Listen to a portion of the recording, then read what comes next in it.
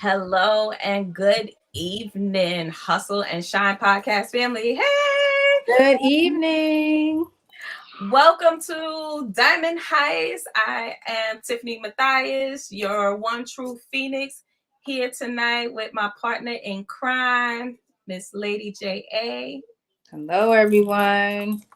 Yes, I'm so excited to be here tonight for multiple reasons. Right. But first, I want to point out, did y'all saw that backdrop? Y'all saw that backdrop? Diamond Standard coming to the ATL on Sunday, May 21st. We got gem classes, we got our sparkle market, we got speakers, we got There's listen, go to www.diamondriders.com/events and get your tickets. Listen, like it's about to be on and popping. We're about to release our third anthology. Oh my God, can you yes, believe it? valid Three transparency. I can't wait. I'm three books super in 3 years. excited. You got to show up to this event so you can find out how we do it. But yes, I am so stoked, looking forward to it. Like I said, I'm already putting in my time. I will be in Atlanta. I'm so excited. you know Book that flight. About to catch a flight. Oh my goodness. But that's reason number one why I'm excited. Reason number two, it is International Women's Day. Yes, yes, International Women's Day 2023. It is the year of the woman. It's always the year of the woman. I don't know if they Every told you, day. but it Every is day. every day. If it wasn't for us, there would be no them. Yeah. Facts. And so we're rocking our purple, even though my sweater doesn't look purple, it is purple. We're rocking our purple, so that we can, show unity to our sisters, embrace it, equity. So there's a theme for International Women's Day 2023, and I was doing some research on it. And this year's theme is digital innovation and technology for gender equality. Like that's a lot, you know. Yes. And it's going to lead us into tonight's topic. We are paying tribute, giving homage to our foremothers, the Yeah. women, the trailblazers who have paved the paths, have paved the paths for us to be able Yeah. to Right. walk so that we can do what we do here right now. If it wasn't for them, our lives would be so much So more different. difficult. Yes. You know. So I work in HR when I'm not writing. And did you know that women and minorities, now imagine being a minority woman, will not apply for a job unless they believe they are 100% qualified for the job, like they hit all of those bullet points? They will not apply for the job. And our Queen Pen last week brought this up, and I was like, let me go and do the research on that because I'm in HR too, and I didn't know. Yes, we will not apply for a job unless we believe we hit all those Bullet. check marks. Hmm. And that goes for in technology, which is a male dominated, It you is know, heavily, heavily. I and haven't so we met won't apply for those jobs. I haven't met very many women in IT. Mhm. And it's big time, very very male dominated, and so I could see that definitely. It's intimidating, but sometimes you just got to go for it. Yeah. But now wait, I'm about to blow everybody's mind, right? Women, minority women, we won't apply for a job unless we believe we're 100% qualified for it. But do you know the reason that we're able to do this broadcast right now, like in the Jetsons, is due to a Black woman? What? Oh my God. I'm so, Amazing. And you don't hear about it. Many don't no, know you about don't. it. You don't hear about it. So I'm about to tell you a little bit about this trailblazer, Marion Rogers Croak. She's currently the like vice president of technology for Google, Lucky but you. this woman has over 200 patents under her name, and one of them has to deal with voice communication over the internet. wow, we're sitting here tonight and we're able to have this podcast, be able to FaceTime, be able to, Talk to Siri. video call because of a Black woman. That's right. Man, if we don't give her flowers, I'm just saying it is time to give flowers to these ladies, these women, these trailblazers. So, what do you think about that? Got to give credit where credit's due. And I just feel like a lot of why we're doing this tonight is because we don't get the acknowledgement and we don't get highlighted. And I'm sure there are a lot of people who didn't even know her name. Exactly. Yeah. Exactly. Just like Hidden Figures, the women who helped put the got us in the back, but they using our brains. That's right. We got to taking the credit and taking the credit. That's the important thing right there. Exactly. Like, yes, it is important to give flowers, but give me my credit, give me my props. Right. Like, she did that. Acknowledge me. That's right. Yeah. So we got some people in the audience with us tonight. Let's see who is up in here tonight. So we got Shell Mac. She's blowing the horns and celebrating with us because of book number 3. That's right. Black Women, book number 3. And here is my new girlfriend, Bootsy. Hi, darling. Thank you for joining tonight. Make sure you tag a friend, share the post, share the live, get everybody in here to see what it is that we are talking about. All right. So who do you want to give flowers to? Who's your trailblazer? Well, I'm going back some decades, some years, hundreds of years. I recently visited the African American Museum for the first time, which was heavy because it takes you on a journey through all the years, hundreds of years. And it was a lot. It was emotional. It was painful. It's different when you know the information, but when it's all there together, it kind of hits home. But who I wanted to highlight, and I hope I say her name correctly, Anarcha Westcott. Mm-hmm. She was one of the many, I'm sure there were many Black women or slaves that Dr. Sims performed gynecological procedures on. And not only did he perform them, but with no anesthesia. Yet he gets credit for founding all these different procedures and technologies for doing the procedure. Mm-hmm. And this started for her at 13 years old. Can you imagine? 13 and going through this. And it was a result of her having a stillbirth. And she didn't heal well after. And so she pretty much was his experiment. Mm-hmm. And, he tested on her and then would perform it on other women and allow them anesthesia. Wait, time out. Flag on the play. Yes.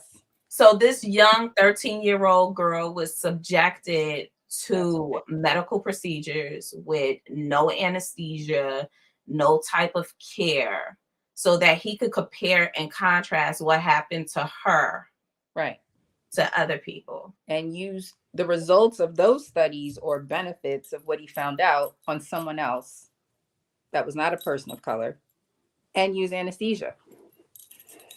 Nah. Now, I knew about this, but I didn't know she was 13.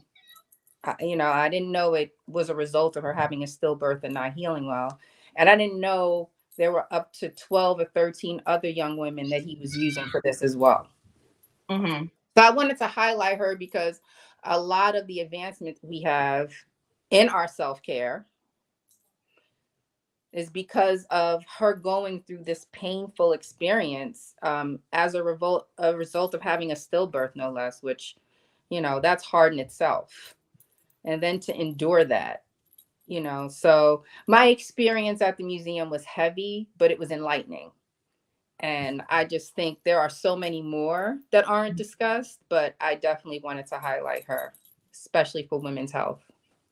Yeah, that is so mind-blowing. It's not even a proper, it doesn't even begin to explain anything. Like, I have birthed 3 children, and 2 of them were via C-section, And in one of them, there were some complications in which I was sitting there, well, laying there rather, and I was telling my mother and the doctors, like, I could feel what you were doing. It felt like they were trying to pick me up off of the table by my gut. But that's a topic and a subject for another podcast, another episode. But the point of the matter is, I was under anesthesia. I was having some type Right. of pain interference put into my body. Management, right. And so I remember feeling that. And now I'm like, damn, she had nothing. Nothing. Nothing. Can we give her flowers, please? Like, can we give the flowers to this ancestor for going through what she had to go through in order for us to be able to have proper gynecological treatment, proper gynecological care. So let's see. We got some more comments dropping in here. Here comes our Vice Pres Mel, the MV Pen. She said, and then they wonder why Black women are built fire tough. We had to suffer the pain that others were eased through. That part, Mel, that part. And now there's this whole trope of the strong Black woman. Like, we carry the weight and the burden of the world on us. Right. And it's because this is innate in our DNA from hundreds of years ago. We were literally in our DNA built to do this. And not that that's how the Most High made us. That's not how. No, we were made that way through oppression and systemic injustice. Yeah. We've had to endure. Mel says we schooling people tonight. Listen, we ain't come to play. We heisted and we taking you on a journey tonight. And we got one more. Here is our Queen Pen. She said, "Talk Shine Specialist." Thank you, Tima. We appreciate the recognition. All right. So, since we are in the medical field right now, I want to get into our next trailblazer. Make sure I put my banner up. Our next trailblazer, Dr. Kismekia Corbett. Right? Mm-hmm. So everybody's like, well, who is that? Well, if it wasn't for Dr. Corbett here, PhD, we'd still be COVID right now. COVID. Yes. She is recognized by Dr. Fauci for the work that she did with the Moderna vaccine that helped not cure COVID, but helped us to be able to fight COVID when it wreaked havoc across the world. And with her science, or in her science, she used the infamous helix gene cells. And those are the cells from our ancestor Henrietta Lacks, who, unbeknownst to her, science was doing science on the Black woman body again, and they took her cancerous tumor and many vaccinations such as polio and cancer drugs have come out of the HeLa cells. So I want to give the recognition to Dr. Corbett for helping us through COVID, and the family of Henrietta Lacks for her continued contribution into the medical profession. These two women deserve their flowers today. They do. Seeing her on the news was so exciting. It's a little, it was very exciting. I can't even downplay that. You know, it was amazing to see. It was amazing to see her get the credit, right? And the shine for it. And it's just exciting. I don't know how else to put it. It was just exciting to see her up there and being a part of such a major advancement during such a critical time. Right. And You want to know, I think, what was the most important thing as all the world was watching what was happening was that somewhere there was a little girl who watched this Mm, doctor on the news and was like, I want to be that like could be her when I me. grow up. Right. I want to cure cancer. I want to cure, there might be an ailment that their grandparent or someone is, suffering from. They're like, I wish I could make pop pop or nana better. Better. Right. And they now like there is somebody who looks like me that Like them. does this. It's not a dream anymore. This is a It's reality. attainable. Exactly. And It's it's like right so there. It's so vital to see people like you in all areas, not just science, of course, but seeing people like you doing such major things. It definitely encourages our youth to know that with a little bit of work, you could do this also. Right. We just got to support them. They really need that mentorship and to see that the hard work, the dedication, it does pay off. And the Right. fact that we're right now these women that we're talking about, these aren't women from 50, 60 years ago. These women are Right now. still working right Right. now to Right. do what they do and be great and make the world a better place. So yes, we have to I give believe she was a professor also at yeah. one. Yeah. Yeah. Immunology. Yeah. That makes sense. That's my world. That's my world. Yes. See, you know that. See, Right. it is so crazy. We sit in here and we're just discussing all of this science, and I forget that, who I'm talking to here. Tell them who you are. Give them your credentials, Missy. I'm the Shine supporter for the Diamond Riders. Not that one. But my 9 to 5 is I'm a clinical laboratory scientist. And my field or my specialty within that is transfusion medicine. And I prepare blood products for transfusion. So during COVID, I don't know who's familiar with convalescent plasma, but I was a part of that world in making sure the codes were in and we were able to supply them to the patients who needed it. That's amazing. So I thank you, and I want to give you your flowers right now. I want to give you right now your flowers for all of the hard work, for your dedication to science, to making things better Oh, for us, and everything that you do. thank you. You How don't the see kids do it like this? They do you know, another one. I'm like, let me not do that. I don't want to, disrespect anybody in the sign language community or a gang affiliate. Like, right. Don't mess that up, sis. Don't mess that up. all right. So we have talked about some scientists, but let's move a little bit into the pop culture world.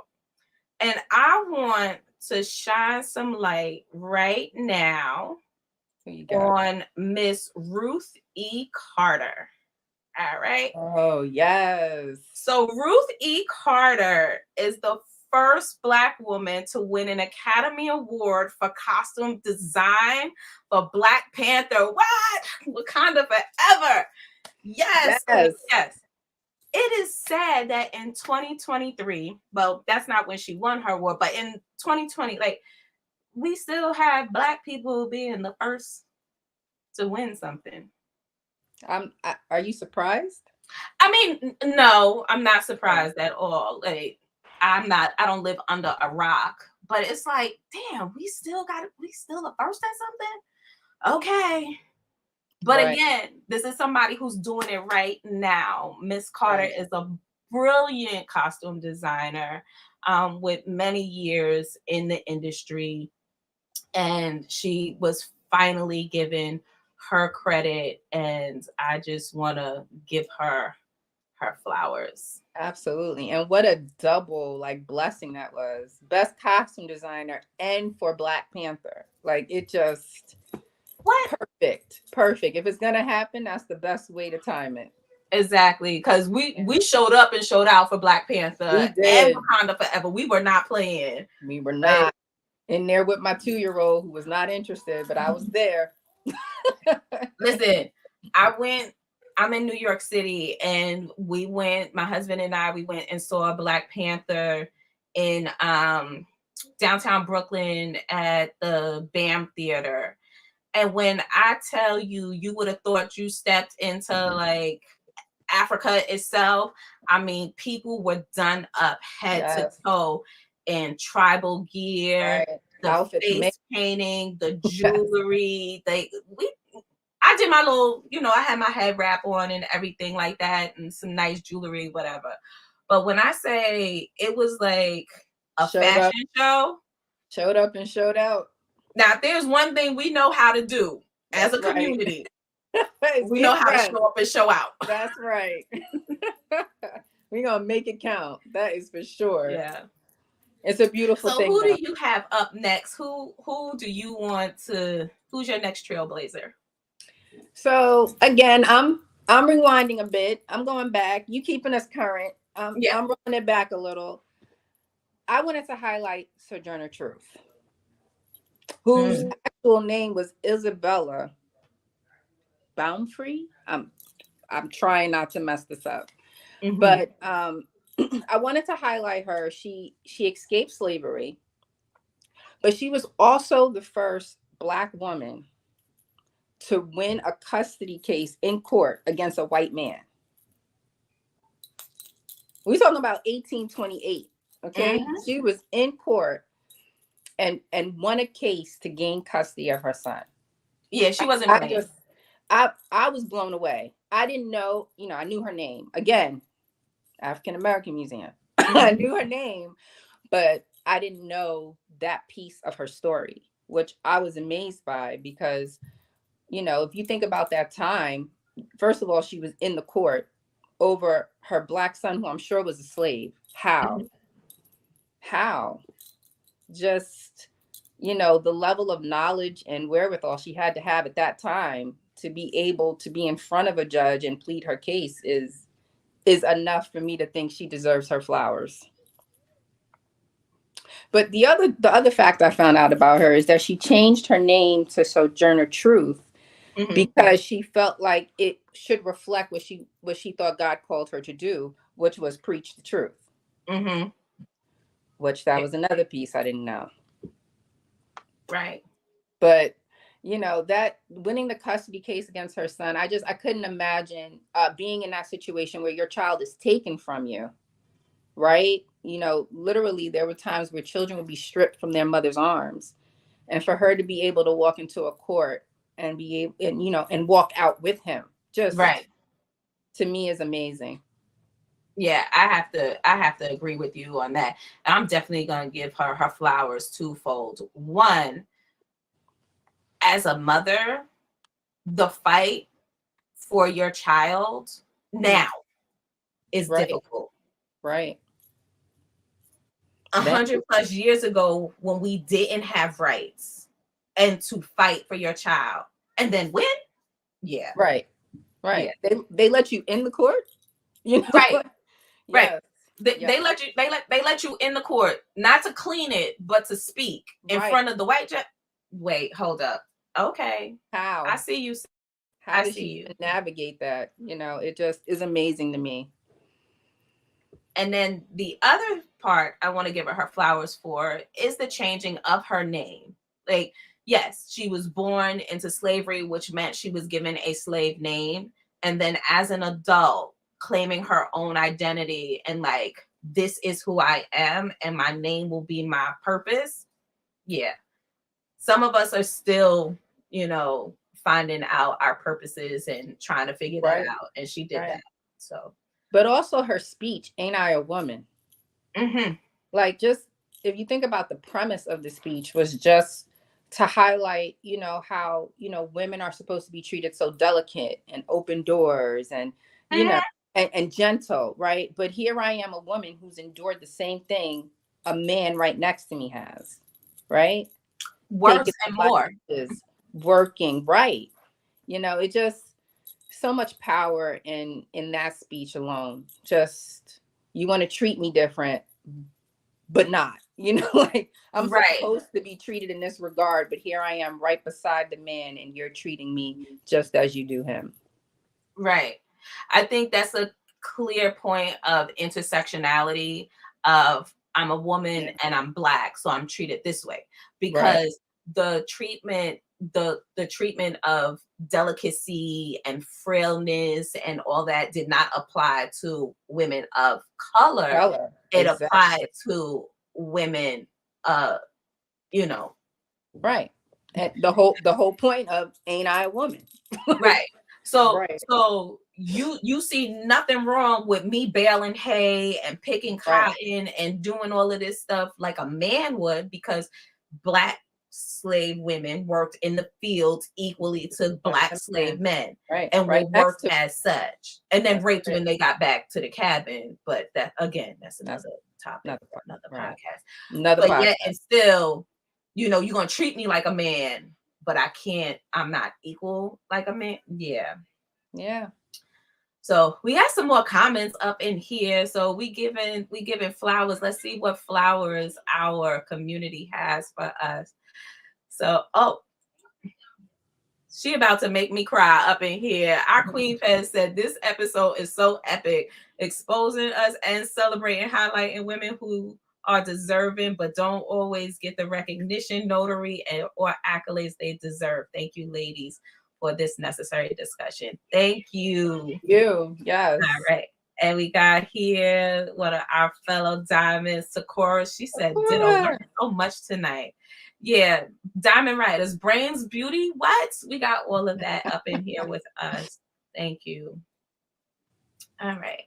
So I have one more trailblazer that I want to shine some recognition on. And that is Miss Tarana Burke, the mother of the Me Too movement.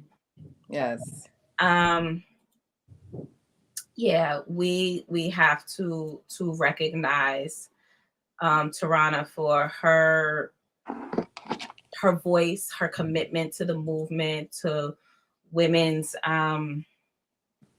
giving women a voice, giving all women a voice, because her Me Too movement sparked for women of every race, Yeah. every socioeconomic background, every walk of life, to be able to come out and say, this horrible thing happened to Happened to me. me. Yeah.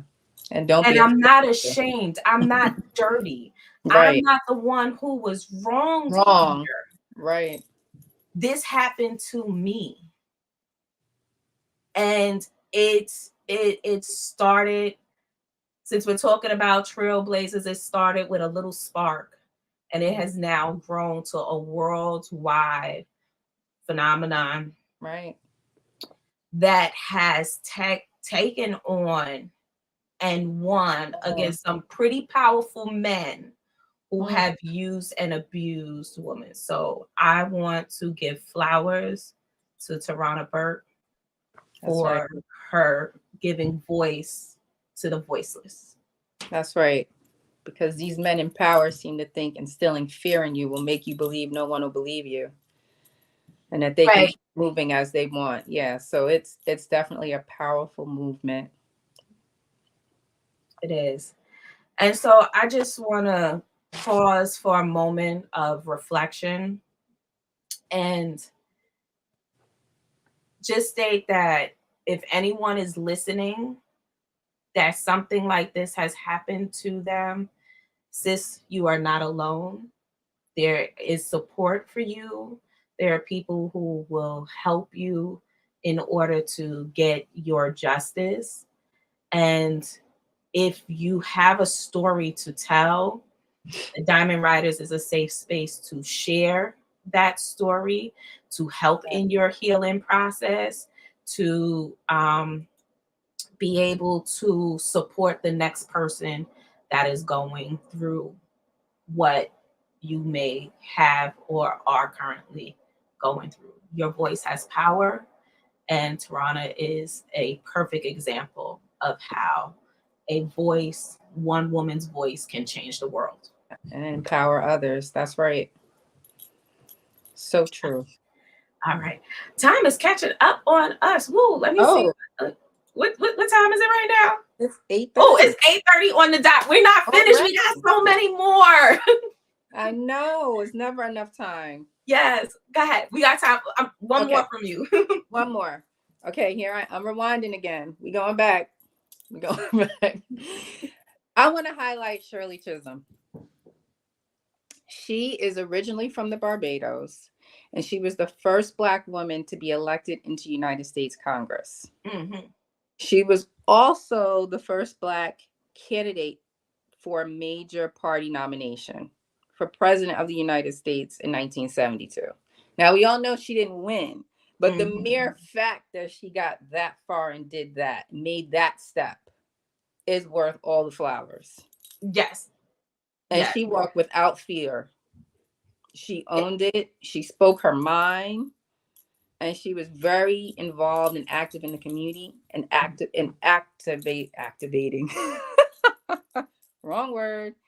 And really working for those who were less fortunate and poor. She worked for nutrition programs for schools, for children who were, underprivileged, and really advocated for their well-being. So I definitely think she deserves her flowers and acknowledgement. Oh, she definitely does. And I happen to live in the district that she served, which was areas of Brooklyn, Crown Heights, and Bedford-Stuyvesant. And there is a mural within walking distance of my house for Shirley. And it has her infamous quote about, if they don't make room for you at the table, you bring your own chair. But let me tell you something about the women that we are now. We took Shirley's words and we was like, oh, we don't even want that table. We don't even want to be at that table. We created our own table. Our own. Absolutely. We created our own table. It's out of carved mahogany. And it's like, again, showing up and showing out. But That's yes. right. That's right. Yes, a phenomenal woman, definite trailblazer. And she was so... I think one of the things that I recall the most about hearing her speeches was that she spoke with such purpose and calmness. Like, because they always have this trope of the angry Black woman. Whenever we want to speak about something that we're passionate about or that we care about, it's like, look at them speaking with anger. No, just as eloquent and, level, and you're going to hear what I have to say. And, she threw some verbal elbows at the men. They wasn't ready for her in 1970. They were not in 1972. They wasn't ready for her. So yes, we have so many more trailblazers and so many more bundles of flowers to give. But the way that the podcast is set up now, we got to keep y'all wanting more. You got to tune in next week. So next week is Tea Time with Phoenix, and taking a page from Miss Shirley. The topic next week is, I don't need a seat at your table. The rise of the Black female entrepreneur. What? I got the chair, the table, the centerpiece. I got the whole thing. Did you know that when it comes down to entrepreneurship, Black women own that category? Like, we take everything and make it a business, and we're like, nope, this is my idea. I'm crafting it, and it's mine. Make it my own. It's my baby. Right.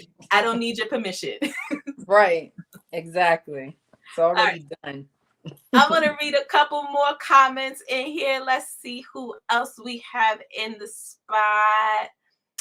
I'm not even sure if I'm supposed to go up or down. We got some diamonds being dropped by Jess Newman. Thank you, Jess. Love seeing you here in the space with us. I think I'm supposed to go down. I'm still learning the tech. Don't judge me. That's okay. That's okay. Tierra said, yes, fierce. All of them women were fierce. Every last one of them. Not a single one of them wasn't, a woman that should be reckoned with. Like, stop playing with her. Give her her coin. Give her her credit. Give her her shine. And Mel said, we don't need your permission to be the greatness that we We are. are. No, Absolutely. we don't. Can't be And so taken away. I think this is an excellent time for us to bring it to a close. And so you know how we do here. We got to drop a gem. We got to give a final thought. So what gem do you have for the community tonight? I want to share a quote from Maya Angelou just because I love her. I love her. And this quote speaks to me, and even to the topic of the greatness we discussed tonight. If you always try to be normal, you will never know how amazing you can be. So if that means creating your own lane, that's what you do, sis. But don't hold yourself back trying to fit what was decided as the norm. Exactly. I love that. Don't try to fit. Well, I'm going to quote myself. And if you follow me on my social medias, especially my professional platform on LinkedIn, my tagline is, you never have to think outside the box if you are never limited by one in the first place. Stop allowing society to peg you as something that you aren't. You're not a fraction, you're a whole. So it's okay to check off boxes and be all of these things, but be who you want to be, your true, whole, genuine self. So don't be limited by those boxes. F them boxes. Women have nerves. Be you. There you go. Well, this has been another episode of the Hustle and Shine podcast. This has been a Diamond Heist with Tiffany Mathias, One True Phoenix, and Lady J.A. And so until next week, we encourage everyone to go to www.diamondwriters.com/events and get them tickets. Get them tickets. And don't want to miss it. Listen, and don't forget to hustle and shine. Hustle and shine. That's right. Good night. Good night.